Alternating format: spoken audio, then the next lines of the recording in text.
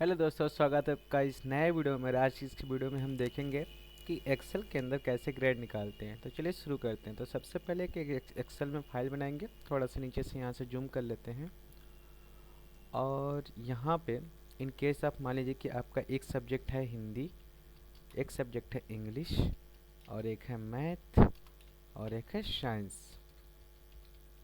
ठीक है, नीचे यहाँ पे टोटल कर देते हैं। तो टोटल कर देते हैं, मान लीजिए इसमें पा जाते हैं हम 68, 98 और 12, 32। तो इन सब का टोटल करने के लिए सिंपल सा है फार्मूला, सम कर दीजिए। सबसे पहला काम तो सम ही होगा। फिर यहाँ पे कर दीजिए कि भाई परसेंटेज कितना पा रहे हो, परसेंटेज। यहाँ ऊपर से थोड़ा सा साइड करा दीजिए। परसेंटेज निकालने के लिए बहुत ही सिंपल सा फार्मूला होता है कि जितना नंबर पाए हैं डिवाइड करा दीजिए।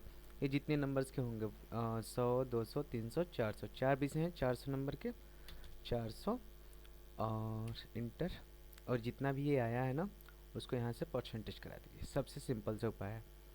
अब मान लीजिए मुझे इसका स्टेटस या फिर बोल सकते हैं ग्रेड देखना है। उससे भी पहले आपको स्टेटस बता देते हैं। स्टेटस में हम ये चेक कर सकते हैं कि ये पास हैं कि फेल हैं, या फिर बोल सकते हैं कि रिजल्ट। ठीक है, पास है कि फेल है। सिंपल से उपाय है, इफ़ लगाइए। फार्मूला होता है इफ़ ये जो परसेंटेज है वो ग्रेटर देन है या इक्वल टू है, कि ये इफ़ ये परसेंटेज यानी C8 एक परसेंटेज है वो ग्रेटर देन या इक्वल टू है कितने से, 33% से। तो भैया हो जाएंगे पास, नहीं तो हो जाएंगे फेल।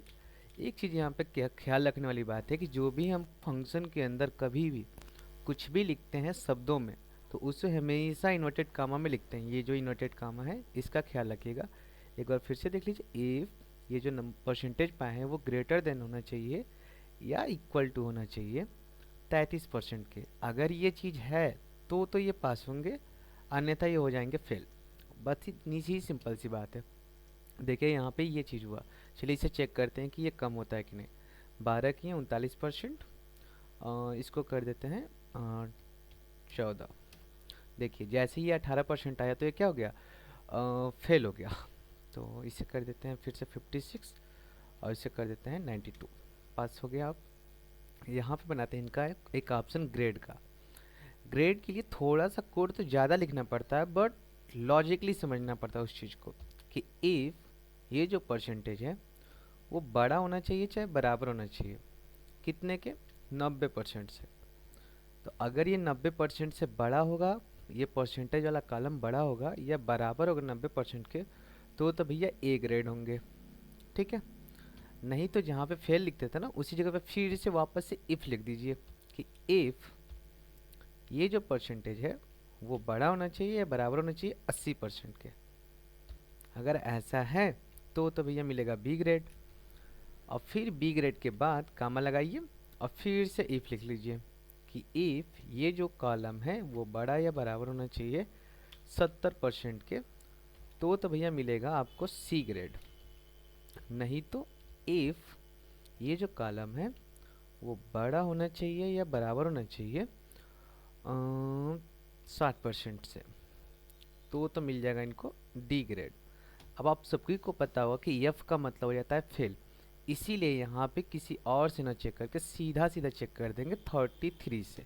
60 के बाद किससे चेक कर देंगे, सीधा सीधा 33 से चेक करिए कि इफ़ ये जो बड़ा है या बराबर है 33% से, तो हो जाएंगे ई ग्रेड, अन्यथा हो जाएंगे एफ ग्रेड।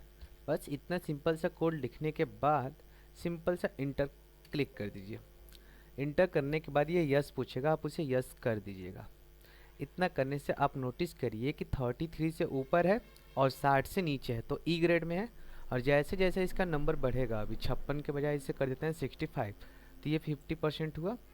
इससे कर देते हैं 98, 72%, यानी कि 60 से बड़ा हो। ठीक है, और 70 से 60 से बड़ा हो, कितना है ये 72% है ना, तो 72 पे हमने सेट किया है कि अगर 70 से बड़ा हो या 70 के बराबर हो तो सी ग्रेड। 60 पे सेट किया था डी ग्रेड। ठीक है, लॉजिक सही चल रहा है, कोई दिक्कत नहीं है। तो अगर कोई दिक्कत है तो कमेंट में बता दीजिएगा। तब तक मिलते हैं नेक्स्ट वीडियो में। Thank you guys.